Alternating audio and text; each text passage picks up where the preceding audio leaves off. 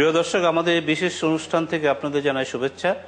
আমরা আলোচনা করছি এই অনুষ্ঠানটিতে সঠিক পুষ্টি সুস্থ শিশু।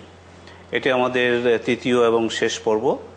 আমরা যে বিষয়টি নিয়ে আলোচনা করেছিলাম আগের দুটি পর্বে, সেখানে আমাদের বিশেষভাবে জোর দিয়েছিলাম যে শিশুদের খাওয়ানোর আগে সাবান দিয়ে ভালো করে খাওয়াচ্ছেন তাদের জন্য কতটা জরুরি এবং শিশুর স্বাস্থ্যের জন্য কতটা জরুরি, এবং শিশুরও হাত সাবান দিয়ে ভালো করে পরিষ্কার করা।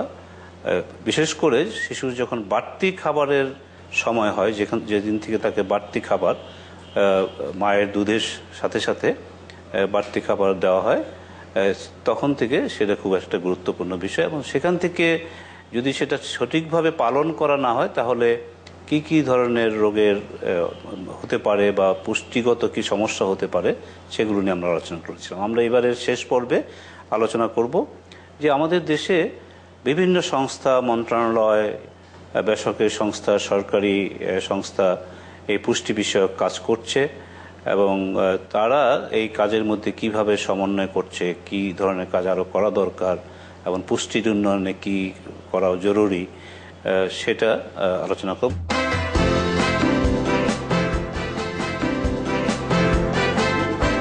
তো আমাদের সঙ্গে এই অনুষ্ঠানে আলোচনায় আমাদের আমন্ত্রণে এসেছেন দুজন অতিথি আলোচক। তাদের সঙ্গে আপনাদের পরিচয় করে দিচ্ছে। আমাদের সঙ্গে আছেন রুকসানা হায়দার, ডক্টর রুকসানা হায়দার। তিনি chairperson training and assistance for health and nutrition, প্রাণ ফাউন্ডেশনের চেয়ারপারসন। এবং আমাদের সঙ্গে আছেন ডক্টর এমডি খায়রুল ইসলাম, তিনি ওয়াটার এইড বাংলাদেশ, তার বাংলাদেশ প্রতিনিধি। তো আমরা আপনাদের সঙ্গে আলোচনায় যাব। প্রথমেই ডক্টর রুকসানা হায়দার, আমি আপনার কাছ থেকে শুরু করতে চাই। আপনি পুষ্টি নিয়ে কাজ করছেন আমি জানি, এবং এই নিয়ে আপনারা অনেক ধরনের গবেষণা এবং করছেন, এবং বিশেষত মায়ের দুধ এবং শিশুদের খাদ্যাভ্যাস, সেই জিনিসগুলো নিয়ে কাজ করছেন। একটা জিনিস আমি আপনাদের কাছ থেকেই জেনেছি আমরা, যে শুধু পুষ্টিকর খাবার দিলেই হবে না শিশুকে, সেই খাওয়াটা কিভাবে খাওয়ানো হচ্ছে, এবং সেটা তো একটা খুব গুরুত্বপূর্ণ বিষয়। এবং সেই বিষয়ে যদি আপনি আমাদের দর্শকদের উদ্দেশ্যে বলেন যে এখানে এই বিষয়টা কতটা গুরুত্বপূর্ণ এবং কি হচ্ছে বাংলাদেশে। ধন্যবাদ ফরিদ ভাই। আমরা তো অনেক দিন ধরে কাজ করছি, কয়েক বছর ধরে, বলতে গেলে 1989 আমরা আরম্ভ করেছিলাম, যখন বুকের দুধের ক্যাম্পেইনটা শুরু হলো, ব্রেস্ট ফিডিং প্রমোশন ক্যাম্পেইন। তখন বুকের দুধের উপরে বেশি জোর ছিল, শুধুমাত্র বুকের দুধ, যেখানে আমরা বলি এক ফোঁটা পানিও খাওয়ানো হচ্ছে 6 মাস পর্যন্ত। প্রথমে ছিল 4 মাস, তারপর 5 মাস হলো, তারপর 6 মাসে এখন এসে দাঁড়াইছে। কিন্তু তারপরে দেখা গেল যে এই কাজটা তো আগাচ্ছে, বুকের দুধের কাজ আগাচ্ছে, কিন্তু তারপরে দেখা গেল যে বাড়তি খাওয়ার অনেক রকমের সমস্যা আছে। বেশিরভাগই বলা হতো যে খিচুড়ি খাওয়াইলেই হবে, সুজি খাওয়াইলে, কিন্তু এগুলা দিয়ে হয় না। আসলে কত রকমের ব্যাপার আছে এখানে, যে আমরা যেটাকে বলি এজ স্পেসিফিক, বয়স অনুযায়ী খাওয়া দিতে হবে। ওই সময় মতো 6 থেকে 8 মাস কতটুকুন খাবার, কি পরিমাণ, কি ধরনের খাবার, ওর মানে শক্ত হবে না নরম হবে, ওটাতে তেল দিবে কে দিবে না, আমিষ জাতীয় খাবার কতটুকুন দেওয়া উচিত, সবকিছু একটা হিসাব আছে। তো 6 থেকে 8 মাস, 9 থেকে 11 মাস, 12 মাস থেকে 24 মাস, সবকিছু সব একটা ভাগ ভাগ করা আছে। যেটা সম্বন্ধে মারা কি বলবো, আমরা বলবো হেলথ প্রফেশনাল যারা মানে স্বাস্থ্যকর্মী, ওরাও জানে না। তো এইগুলা নিয়ে যখন আলাপ আলোচনা হলো, আবার দেখা গেল যে অনেক গবেষণা হয়েছে, গবেষণার কাগজগুলো যখন পাবলিশ হলো, অনেক রিপোর্ট আসলো যে কিভাবে কি করলে ভালো হয়। তো আমাদের দেশে দেখা গেল যে এখানে অনেক একটা মানে দুর্বলতাটা আছে, আবার অনেকে জানেও না। আমরা যদি মনে করি যে শিক্ষিত মানুষ, অশিক্ষিত যারা আছে ওরা জানে না, ওরা ভুল করছে, এটা কিন্তু ঠিক না। দেখা গেল যে যারা শিক্ষিত ওদের বাচ্চাদেরও আবার সমস্যা দেখা যায়, আবার অপুষ্টিতে ভোগে। সো এখানে অনেক কাজ করতে হচ্ছে। আসবো আমরা আরো এই বিষয়ে। ডক্টর খায়রুল ইসলাম, আপনার কাছে জানতে চাই, আপনি তো পানি নিয়ে, এবং নিঃসন্দেহে যে এটা আপনার কি বলে যে নিরাপদ পানি, আমাদের স্যানিটেশন, তারপরে স্বাস্থ্যসম্মত আমাদের নানান আচরণ, সেগুলো নিয়ে কাজ করছেন। তো এই ক্ষেত্রে আপনার নিজস্ব কতগুলি অভিজ্ঞতা নিশ্চয়ই ইতিমধ্যে হয়েছে। সেটা হচ্ছে যে আপনারা এই অভিজ্ঞতাগুলো কি, সেটা যদি আমরা জানতে পারি। প্রথমে আমি একটু আশাবাদের কথা বলে নিই। সেটা হচ্ছে যে গত দশকে বা বাংলাদেশ অনেক এগিয়ে গিয়েছে। আমাদের শিশু স্বাস্থ্য উন্নতি হয়েছে, শিশু মৃত্যু কমেছে, মাতৃমৃত্যু হার কমেছে, গড় আয়ু বেড়েছে এবং দারিদ্র্য সীমাও কমেছে। এখন এই যে একটা দরিদ্র মানুষ যার সামান্য একটু আয় বেড়েছে, সেও কিন্তু তার বাচ্চার জন্য দিন শেষে পয়সা খরচ করে একটা ভালো খাবার কিনে নিয়ে আসে। কিন্তু এই যে কষ্ট করে সারাদিনের পরিশ্রমের ফসলটা তার বাচ্চার শরীরে যদি পুষ্টিটা না লাগে, তাহলে কিন্তু পয়সাটা নষ্ট হয়। এখন আমরা এই ছোট্ট ফাঁকটা বুঝি না যে আমি ভালো নামি দামি খাবার আনলাম কিন্তু বাচ্চার গায়ে লাগছে না কেন। এইটার মূল কারণটা হচ্ছে যখন আমরা খাওয়াতে যাচ্ছি তার আগে মা যদি ভালো করে সাবানটা দিয়ে হাত না ধুয়ে খাবারটা বানিয়ে ফেলে, বা ওই যে ময়লা আবর্জনা ধরে টরে বা অনেক কিছু ওর মধ্যেই হাতে করে খাইয়ে দিল, তাহলে এই যে বাবা মায়ের কষ্ট করে উপার্জনের পয়সাটা শিশুর শরীরে লাগলো না। শত সদিচ্ছা এটা সম্ভব একটা ব্যাপক জাতীয় প্রচারণার মধ্যে। এবং আমি স্বাস্থ্য খাত থেকে দুটা তিনটা খুব দ্রুত উদাহরণ দিতে চাই। যেমন আপনাদের মনে আছে 80-র দশকের শুরুতে এই দেশে 2.5% মানুষ বাচ্চার টিকা নিত। আমাদের এই ওআরএস এর জ্ঞান খুবই স্বল্প ছিল, ফ্যামিলি প্ল্যানিং লোকে অলমোস্ট জানতোই না। কিন্তু দেখেন, আমি বলি এটা একটা প্রজন্মগত বিনিয়োগ। মানে আপনি 10-15 বছর ধরে রেডিও টেলিভিশনে বিলবোর্ডে মাঠকর্মী ঘরে গিয়ে গিয়ে এই টিকার কথা বলেছে, জন্ম নিয়ন্ত্রণের কথা বলেছে, ফ্যামিলি প্ল্যানিং এর কথা, ওআরএস এর কথা। আজকে ওই যে একটা বাচ্চা যে বড় হয়েছে, সে কিন্তু টিকার কথা শুনে শুনে সে এখন মা, তাকে কিন্তু আর বলতে হয় না যে তোমার বাচ্চাকে টিকায় নিয়ে যেতে হবে, নিয়ে যায়। অর্থাৎ এটা একটা সামাজিক নর্ম, ব্যবহার বিধিতে পরিণত হয়ে গেছে। ঠিক একইভাবে আজ থেকে আমরা যদি এই ব্যাপকভাবে যে তুমি বাচ্চাকে খাবার খাওয়ানোর আগে একটু হাতটা সাবান দিয়ে ধুয়ে নিবে, খাওয়ানোর আগে তুমি একটু বা রান্না করার আগে একটু ধুয়ে নিবে, বা টয়লেট থেকে এসে একটু সাবান দিয়ে হাতটা ধুয়ে নিবে, এই কথাগুলো যদি আমরা ওই রকম করে 10-15 বছর ধরে একটা প্রচার অভিযানের মধ্যে দিয়ে যাই, তাহলে কিন্তু জাতি হিসেবে এই আমাদের আগামী প্রজন্মের শিশু কিন্তু অনেক লম্বা, অন্যান্য দেশের তুলনায় অনেক সুস্বাস্থ্যবান, মেধাতে, কারণ ওই 2 বছরের মধ্যে তো তার মেধার অনেক কিছু তৈরি হয়ে যায়। সব দিক থেকে কিন্তু আমরা একটা সুপুষ্ট জাতি, ওই যে এস.এম. সুলতানের ছবিতে যেরকম তার যে আকাঙ্ক্ষা, ওই রকম একটা জাতিতে বাংলাদেশ আসলে পরিণত হতে পারে।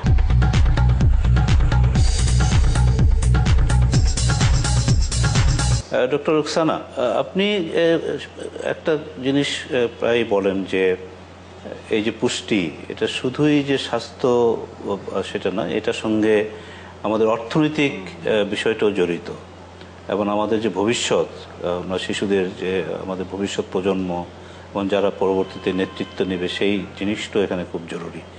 তো সেটা হচ্ছে যে আপনি যেমন বলেন যে এক্ষেত্রে যদি $1 বিনিয়োগ করা হয়, তার মানে আপনার $30 আপনার সেটার ফল পাচ্ছেন। তো সেটাকে যদি একটু ব্যাখ্যা করেন আপনার। এখানে এত কত কিভাবে বলবো, এত সহজ ভাষায় বোঝানো একটু কঠিন। কিন্তু $1 যদি আমরা 1 টাকাও যদি খরচ করি, 30 টাকা যদি পাই ফেরত, এটাই তো অনেক। কিন্তু কিভাবে, ওই যে হাত ধোয়ার কথা যেটা উনি বললেন, অনেক সহজ, কিন্তু পানিটা তো পরিষ্কার হইতে হবে। শুধু পানি দিলে তো হবে না, আবার সাবান দিতে হবে সাথে। হ্যাঁ, আগে তো মানুষ মনে করতো হাত ধুলাম, পানি দিয়ে ধুয়ে ফেললাম। আবার আরেকটা ব্যাপার আছে, শুধু মা না ভাই, আমি বলবো এখানে বাবা আছে, যারাই খাওয়াচ্ছে। হ্যাঁ, দেখা যায় যে মা কষ্ট করলো, হাত ধুইলো, কিন্তু বাবা আসলো বাজার থেকে, কাজ থেকে আসলো, ছোট করে বাচ্চাকে কিছু মুখে দিয়ে দিল। আবার ওই যে বড় বোন আছে, ভাই আছে, বাচ্চাকে কোলে নিয়ে ঘুরতেছে, একটা ললি খেলো, বাচ্চার মুখেও দিয়ে দিল। হ্যাঁ, তো এই ধরনের ব্যাপার আছে। কিন্তু আমরা যদি বলি পুষ্টি, আমরা হেলথ সেক্টরের কথা বলি, হেলথ সেক্টরে আমরা চেষ্টা করছি। এই যে ইমিউনাইজেশন, টিকার কথা বলছেন, টিকার কথা, চিকিৎসার কথা, IMCI এর কথা, আর vitamin A, zinc, iron, folate, এগুলো সব হেলথ সেক্টরের মাধ্যমে যাচ্ছে। হেলথ, কিন্তু এটা ছাড়াও তো স্কুল আছে, স্কুলেও তো আমরা নিউট্রিশন একটু ইনভেস্টমেন্ট করতে পারি। স্কুলে যদি আমরা বলি যে একটু কারিকুলামে আসলো, তো বাচ্চারা একটু ভালো করে লেখাপড়া করবে, স্কুলে থাকবে, মেয়েদের একটু দেরিতে বিয়ে হবে, দেরিতে বিয়ে দেরিতে বাচ্চা নিবে, ওদের মানে লাইফ সাইকেলের মধ্যে এটা মানে ইম্প্যাক্টটা ভালো হবে। তারপরে আছে আপনার এগ্রিকালচার, কৃষি যদি কথা বলি, ওখানেও তো আমরা যদি শুধু পুরুষদেরকে টার্গেট করলে না, মহিলাদেরকে যদি আমরা টার্গেট করি, ওদেরকে কাজ করার সুযোগটা দেই, তাহলে আমাদের রিটার্নটা অনেক ভালো হয়। কেন যেটা আমরা বলি যে উইমেন্স এম্পাওয়ারমেন্ট, হ্যাঁ, নারীদের আমরা যদি উন্নতি করতে পারি, রিটার্নটা অনেক ভালো হয়। বিকজ এরা বাসা তো খাওয়ানো, বাচ্চা দেখাশোনা করা তো মেয়েদের হাতে, মহিলাদের হাতে। এদেরকে যদি আমরা এম্পাওয়ার করতে পারি, তাহলে আমাদের রিটার্নটা অনেক বেশি হয়। এগুলো কয়েকটা আছে, কিন্তু এটা ছাড়াও আছে সোশ্যাল প্রোটেকশন আছে, ফ্যামিলি প্ল্যানিং আছে, হেলথ ছাড়াও ফ্যামিলি প্ল্যানিং তো অনেক বড় একটা রোল আছে। সো এগুলি সব মিলে আমাদের একটা কম্বাইন্ড একটা ইম্প্যাক্ট আসে। তো ডক্টর রুকসানা হায়দার যেটা বললেন, খায়রুল ইসলাম সাহেব, যে এখানে যে কথাটা আসছে যে বিভিন্ন মন্ত্রণালয়ের বিভিন্ন বিভাগের সেখানে এই দায়িত্বগুলো পালন করার সুযোগ আছে এবং তারা করছেও, অনেকেই করছেন আলাদা করে হয়তো, আবার কিন্তু ঠিক সমন্বয়ের জায়গাটা কিভাবে হতে পারে? স্বাস্থ্য মন্ত্রণালয় ছোট্ট শিশুদেরকে কিভাবে খাওয়াতে হবে তার জন্য একটা মোটামুটি গাইডলাইন এবং প্রোটোকল বানিয়ে রেখেছে। আবার আমরা যদি দেখি স্থানীয় সরকার বিভাগ, যেটার আন্ডারে আসলে ওয়াটার স্যানিটেশন এন্ড হাইজিন চলে, তাদেরও কিন্তু হাইজিনের ন্যাশনাল স্ট্র্যাটেজি 2012 সালে এই সরকারি প্রণয়ন করে অনুমোদন দিয়েছে। এমনিভাবে জাতীয় পুষ্টি নীতিও আছে। তো ওগুলো আছে। এখন বাস্তবায়নের জন্য সমন্বয়টার মানে এক একটার সমন্বয় এক একজনের কাছে, মন্ত্রণালয়ের কাছে আছে। ঠিক একটা সুসমন্বয়, এবং যেমন আমি কয়েকটা মন্ত্রণালয় যদি বলি যে এই যে স্বাস্থ্য আচরণ বিধি, অর্থাৎ হাত সাবান দিয়ে হাত ধুয়ে খাওয়াতে হবে, খাবার বানাতে হবে, খেতে হবে, এটা প্রচারের দায়িত্ব স্থানীয় সরকারেরও, যেরকম স্থানীয় সরকার বিভাগের, আবার স্বাস্থ্য মন্ত্রণালয়। কিন্তু দুটো মন্ত্রণালয়ের মধ্যে সমন্বয় কিভাবে হবে, এই জায়গাটায় এখনো আমাদের উন্নত করবার আছে। তো এইখানে আসলে একটু এগিয়ে আসতে হবে। আন্তর মন্ত্রণালয় সমন্বয় সভা যদি নিয়মিত করা যায়, এবং সবচেয়ে বড় জিনিস কি, যদি 1-2 বছর পর পর বিষয়টা যদি অগ্রগতিটা যদি মাপা যায়, ডেমোগ্রাফিক অ্যান্ড হেলথ সার্ভে অথবা স্পেশাল সার্ভে করে, যে কত শতাংশ মানুষ বা মা বা শিশু বা স্কুলের বাচ্চা এরকম করে সাবান দিয়ে হাত ধোয়, এটা যদি আমরা একটু মাপি, তাহলে কিন্তু আমাদের মনের মধ্যে স্ট্রাইক করবে যে এখানে আরেকটু আগাতে হবে। আর একটা জিনিস আমি একটু বলবো এখানে হচ্ছে যে, আমরা যখন সমন্বয় বা বিভিন্ন সেক্টরের কথা বলি, প্রাইভেট সেক্টরের কথা অনেক সময় আমরা বলি না। কিন্তু আপনি দেখেন সাবান কোম্পানিগুলো কিন্তু হাত ধোয়ার বিজ্ঞাপন প্রচুর দিচ্ছে, মানে সাবানের সাথে সাথে হাত ধোয়ার। একটা জায়গা প্লাস্টিক ইন্ডাস্ট্রিগুলোর একটা বিরাট ভূমিকা আছে। আচ্ছা, কারণ আমি একটা ছোট্ট উদাহরণ দেই। আমরা শহরে টয়লেটের পরে বেসিনে সাবান দিয়ে হাত ধুয়ে অভ্যস্ত, রানিং ওয়াটার। কিন্তু আমরা গ্রামের মানুষের কাছে কি আশা করি, এক বদনা পানি টিউবওয়েল থেকে চেপে নিবে, ওই এক বদনা পানি দিয়ে সে বাথরুমে যাবে, সে ফিকাল ম্যাটার ফ্লাশ করবে, নিজে পরিষ্কার হবে, আবার সাবান দিয়ে হাত ধোবে। এক বদনা পানিতে কি লিটারেলি সম্ভব এই কাজটা? কতটুকু তাহলে বদনার সাইজ হবে, হওয়া উচিত। আর সবচেয়ে ভালো হয় যদি আমরা টয়লেটের কাছে অথবা কিচেনের কাছে ওই যে প্লাস্টিকের ছোট্ট ড্রামের মধ্যে যে ছোট্ট ট্যাপ থাকে, যেটা খুলে করা যায়। তো প্লাস্টিক ইন্ডাস্ট্রিগুলো যদি এই ধরনের ডিভাইস একটু সস্তা দামে প্রচুর পরিমাণে, এখন তো অনেকগুলো প্লাস্টিক ইন্ডাস্ট্রি বাংলাদেশে আছে, আমরা রপ্তানিও করছি, তো সবাই যদি এই ধরনের ছোট ছোট ডিভাইস করে গ্রামে গঞ্জে একটু ছড়িয়ে দেয়, যদি আমরা ফিজিক্যাল ফ্যাসিলিটিজে মা যদি সুবিধা পেত, হ্যাঁ, যে বারবার ওই টিউবওয়েলে চাপতে হবে, তাহলে কিন্তু হাত ধোয়ার পরিমাণ, ওটা যদি সে দেখেও তখন তার মনে পড়ারও ব্যাপারটা, মনে পড়ারও একটা ব্যাপার, পার হয়ে যাওয়াটা, হ্যাঁ, তার জন্য যে সাবানটা দিয়ে হাত না ধুয়ে আমি কেন যাচ্ছি, বা হয়তো একটু ভালো করে, তখন তুমি আগে হয়তো এমনি একটু চট করে ধুতো, তখন হয়তো রানিং ওয়াটার পাচ্ছে, একটু ভালো করে ধুয়ে নিবে। তো আমি মনে করি যে এইখানে সরকারের যেরকম একটা, বিশেষ করে আমি স্বাস্থ্য, স্থানীয় সরকার এবং শিক্ষা, এই তিনটা মন্ত্রণালয় এবং তথ্য যোগাযোগ, যেমন বিটিভি এটা প্রচার করছে, ক্যাম্পেইনটার মধ্যে বিটিভি, বাংলাদেশ বেতার এগুলো এগিয়ে আসতে পারে।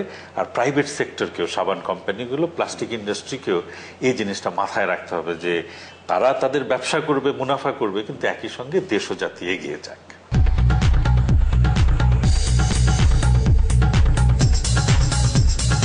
ডক্টর রোকসানা হায়দার, আমি আরেকটা বিষয় আপনার দৃষ্টি আকর্ষণ করতে যাচ্ছি। সেটা হচ্ছে যে আমরা তো এমডিজি, মিলেনিয়াম ডেভেলপমেন্ট গোল, আপনার জাতিসংঘের এগুলোর বেশ কয়েকটি ক্ষেত্রে বাংলাদেশের অগ্রগতি প্রশংসনীয়। তো যদি আমাদের এই পুষ্টি দিক থেকে যদি আমরা আরো মানে উন্নতি করতে পারি এবং অপুষ্টির যে সমস্যাটা আছে সেটাকে যদি আরো দূর করতে পারি, তাহলে সেই ক্ষেত্রে আমাদের এই জাতিসংঘের এই সহস্রাব্দ যে আপনার লক্ষ্যমাত্রা, সেই স্বাস্থ্যর দিক থেকে বা শিশু মৃত্যুর দিক থেকে কোন দিকটাতে বড় ধরনের আপনার একটা প্রভাব পড়তে পারে? এমডিজির কোন দিকটাতে মনে করেন আপনি? এমডিজিতে আমরা যেটা শিশু মৃত্যুর হারটা কমায় দিচ্ছি, অনেক ভালো। কিন্তু এখন যদি আমরা দেখি মায়ের মৃত্যুর হারও কমে আসতেছে, কিন্তু দেখা যাচ্ছে আর অপুষ্টির হারটা কমতেছে না। বিকজ যেহেতু এখানে আমরা খুব একটা স্ট্রেস করিনি, খুব একটা অ্যাটেনশন দেইনি ইন ডিটেলস, আমরা শুধু আমার মনে হয় চিকিৎসার উপরে বেশি ফোকাস করছি, treatment of diarrhoea, pneumonia, ORS, health সেক্টরে এটা। কিন্তু আমরা যদি অন্য সেক্টরদেরকে ইনভলভ করি তাহলে ডেফিনেটলি অন্য সেক্টরগুলো এটার মধ্যে ইনভলভ থাকলে আমাদের ইম্প্যাক্টটা হবে। তো পুষ্টির উন্নতি হলে অবভিয়াসলি অন্য এমডিজিসগুলো সব ইমপ্রুভ করবে। আপনার ম্যাটারনাল মর্টালিটি কমবে, কেন মায়ের স্বাস্থ্য তো খুবই গুরুত্বপূর্ণ। এটার মধ্যে আপনার কিশোরীদের ব্যাপারও এসে যায়। কিশোরীদের ওই বয়সের সময় আসলে এটা পুরোটা একটা লাইফ সাইকেল।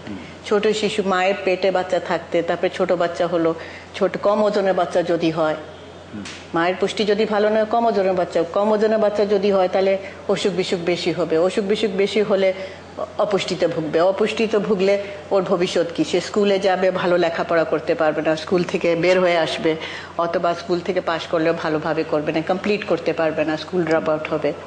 তারপরে চাকরিতে ঢুকলে ভালো চাকরি পাবে না, প্রোডাক্টিভিটি ভালো হবে না। সো আর তারপরে যখন সে মা হবে তো ওই একই অবস্থা, ওই সাইকেলটা পারপেচুয়েট হবে। সো এই জিনিসটাই যদি আমরা একদম স্ট্রেস করতে পারি তাহলে আমাদের ইম্প্যাক্টটা অনেক ভালো হবে। তো আমাদের পুষ্টি যদি নিউট্রিশন ইন্ডিকেটার্স আমাদের যদি ভালো হয়, ম্যাল নিউট্রিশন যদি কমে আসে দেশে, তাহলে আমার মর্টালিটি কি, infant mortality, maternal mortality, productivity, school education সব কিছু ইম্প্রুভ করবে, প্রোডাক্টিভিটি ইম্প্রুভ করবে।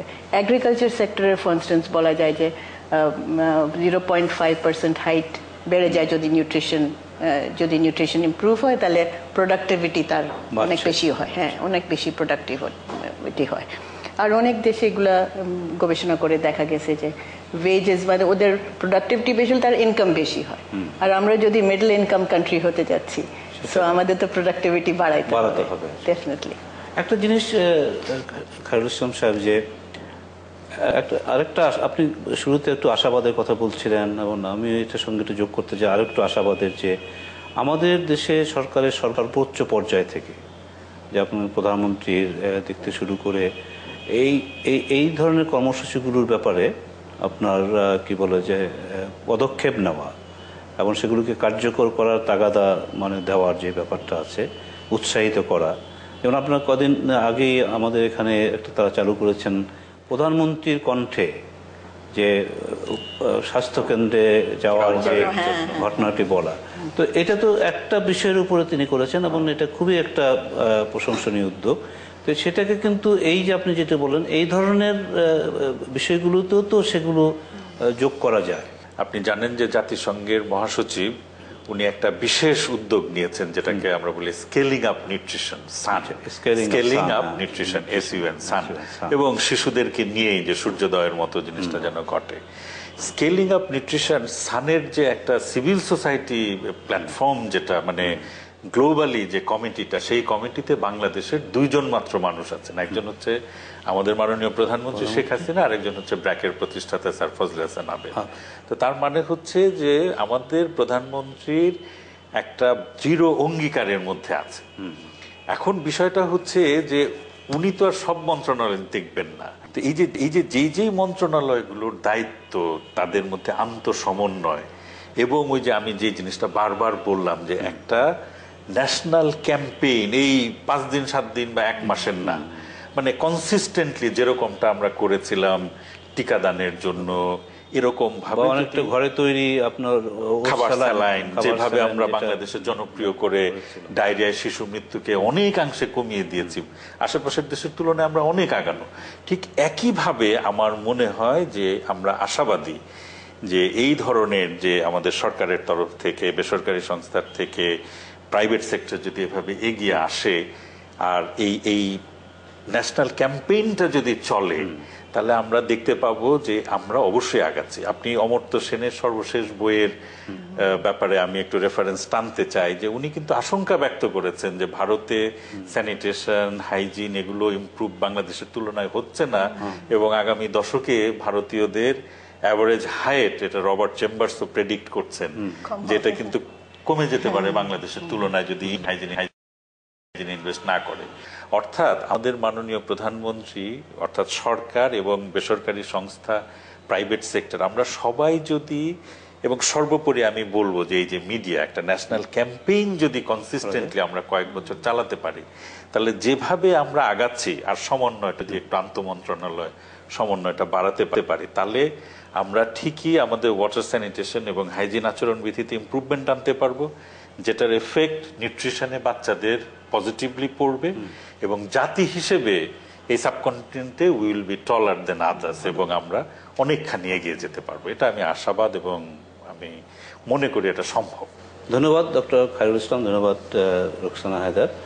আপনাদের দুজনের আমরা এখানে এই স্টুডিওতে এসে আমাদের সঙ্গে খুবই গুরুত্বপূর্ণ একটি বিষয় সেটা নিয়ে আপনারা আলোচনা করলেন, এবং আমরা এটা জানি, এমন আমরাও জেনেছি যে বাংলাদেশের অন্তত এই সামাজিক এবং এই ধরনের যে কতগুলো বিষয় আছে, স্বাস্থ্যগত, মাতৃ মৃত্যু বা শিশু মৃত্যু, সেই ক্ষেত্রে বাংলাদেশের অগ্রগতি শুধু বাংলাদেশ নয়, বাংলাদেশের বাইরেও সেটা স্বীকৃতি পেয়েছে। এবং ডক্টর অমর্ত্য সেন, তিনি বাংলাদেশেরও একজন বন্ধু, এবং তিনি এই ব্যাপারে বাংলাদেশের প্রশংসাই করেছেন যে বাংলাদেশ এই ব্যাপারে অগ্রগতি লাভ করেছে। আমরা আশা করছি যে আমাদের এখানেই আত্মতৃপ্তির কোনো ব্যাপার নেই, আত্মতুষ্টির কোনো ব্যাপার নেই, আরও সামনে এগিয়ে যেতে হবে।